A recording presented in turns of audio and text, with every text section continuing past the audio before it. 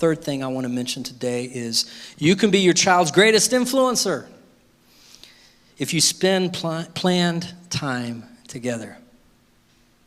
I don't know if you've noticed, but if you don't plan a date night, it won't happen. It doesn't happen for us either. If we don't plan time with our kids, it'll just kind of get away from us. You know, the vision that the Lord gave me is the American home has become like one of those roundabout circular roads where 4 roads intersect like they have in New Braunfels. You remember that one?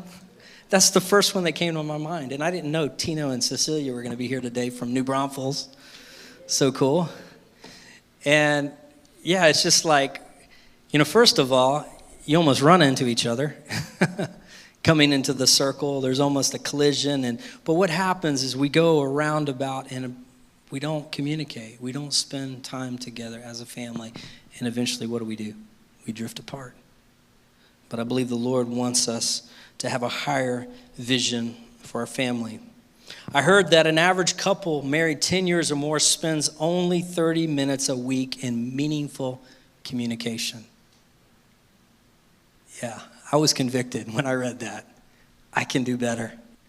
Men, if you can do better, raise your hand with me. I can do better. Lord, help us. And it's probably because we're spending 5 times that watching TV and browsing our phones, right? Yeah. We have more temptations today with technology. And that means if we're spending that much time with our spouse, our kids don't talk as much, so we're spending even less time having meaningful conversations with our children. But here's the example that Moses gives us. He says in Deuteronomy 6:6-7, these commandments that I give you today are to be on your hearts. Impress them on your children. In other words, the ways of God, the nature of God. Who is God? What is he like? How do we communicate with God? What are the benefits of having a relationship with God? Impress them on your children, he says. Talk about them when you sit at home and when you walk along the road and when you lie down and when you get up. In other words, talk to your children about the ways of God all the time, everywhere. Wow. So maybe the thing to do is just ask them questions and give them an opportunity to respond. This is what Moses did. In closing, I want to give you a few suggestions that I'm thinking about for helping us improve our time with our family. Create times for communication. Maybe it would be a family walk with your spouse or with your children. Call your spouse during the day and say, hey, Anna, how you doing? I love you. You having a good day? We can work on that. Call your adult children occasionally to see how they're doing. I have 3 adult children now. It's crazy. Time flies. Those of you with young kids, enjoy it. But I tell you, when my parents call, it makes my day. And it's hard to believe I'm in their shoes now, but I want to be that kind of parent for my adult children. Meet for lunch or dinner once a week. Let's plan date nights. Let's plan time with our kids. Offer to drive the kids to sports practice so you can talk to them. Spend meaningful time. Here's something I already mentioned. Control communication killers. The television and the telephone probably steal most of the family communication time. So let's control that. And I would say youth camp went so well. You know why youth camp went so well with God and with others? It was unplugged. It wasn't MTV unplugged. It was just unplugged. There were no distractions, right? They were going to have fun. They had to talk to each other. They got a chance to talk to God during worship. It was unplugged, so maybe we need to unplug. Encourage honesty and transparency in conversations. Differences of opinion are healthy and normal in family life.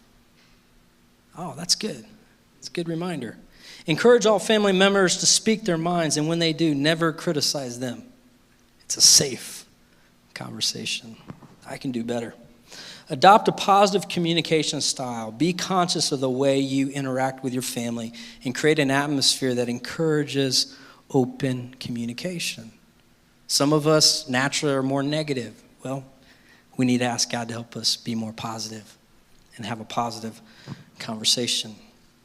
One thing the Lord put on my heart to do this past week, and I put it on Facebook just to let my family and friends know what's on our hearts.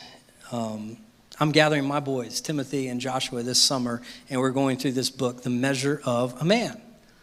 And I was looking for some ideas for Father's Day, and I came across this book, and I've heard about it for many years, but I had never read it. And I cracked it open. I was like, wow, this is a good book. What I really like about the book is he goes over the qualifications of a leader in 1 Timothy and Titus. And he gives us 20 principles of being a godly man. And my life is no different than you, even though I'm a pastor. Life happens, and it goes quick. And I'm like, man, another summer could pass, and I want to be able to look back and say, hey, we covered these principles. I did what I could. And let me tell you, we have a great youth pastor in Derek. He's doing a great job. Give it up for Derek. So you can they send their young men over to you? All right. He's a great example and a great guide. We'll have that for you. We'll have Chris and Brian helping us with Courageous, right? And that's a great time to receive instruction and fellowship. We've got Jaime's Bible study on Friday mornings. We're over there at early 6:30. You're going to hear some more of the word and accountability and fellowship. I'd like to invite you to that. We've got Julian. You're out there now like 3 days a week. 2. Thursday night at 6:30 at the Rim Trailhead. They walk and they study the word and have a good time. And then on Saturday mornings, that's pretty early, right? 7 o'clock. Saturday morning. So there's a lot of opportunities. But what I felt, and maybe I feel it for you too, but let the Lord speak to you. There's nothing like dad sitting down with your children and having your time. Whatever that is. It doesn't take a lot, but I'm going to tell you, you're the most important person to your children. So do whatever God puts on your heart to do. They'll remember that, and it'll be a tremendous blessing in your life.